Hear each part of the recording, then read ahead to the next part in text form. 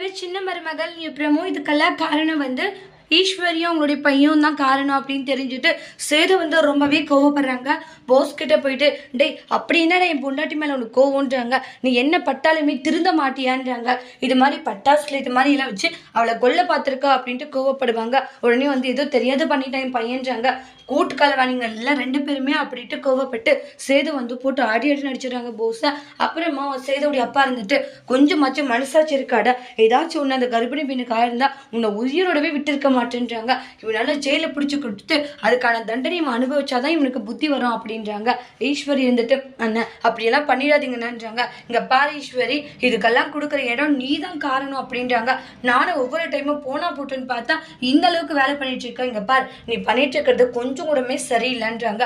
ரொம்பவே ஓவரா போய்கிட்டு இருக்க, எப்படி இருக்கணுமோ அப்படி இருக்க பாரு, அனாவசியமா இது மாதிரி கேவலமா நடந்துக்காத, அதுக்கப்புறம் நான் என்ன பண்ணுவனே தெரியாது அப்படின்ட்டு பயங்கரமா திட்டி விட்டாங்க. அப்புறம் போலீஸ் கம்ப்ளைண்ட் கொடுத்துடணும்னு சொல்லிட்டு போலீஸ்க்கெல்லாம் கால் பண்ணி வர சொல்றாங்க. அப்ப பாத்தீங்கன்னா இங்க பாருங்க, இவனை வெளியே விடாதீங்க, உள்ளவே அவனுக்கு தண்டனை கொடுங்க அப்படின்றாங்க. என்ன மன்னிச்சிருங்கன்னு சொல்லிட்டு போஸ் எவ்வளவோ சேதுடைய அப்பா கிட்ட மன்னிப்பு கேட்கறாங்க. ஆனா அந்த இடத்துல ராஜாங்கம் கொஞ்சம் கூட இறங்குறதா இல்லை. அந்த பொண்ணுக்கு ஏதாச்சும் ஒன்று இருந்தா என்னடா பண்றது, நீ ஸ்டேஷனுக்கு போடா அப்படின்னு சொல்லி கம்ப்ளைண்ட் கொடுத்துட்றாங்க. இந்த இடத்துல ஈஸ்வரி ரொம்பவே ஃபீல் ஆகுறாங்க. அதோட இந்த ப்ரோமோவை முடிச்சிருக்காங்க. தேங்க்யூ.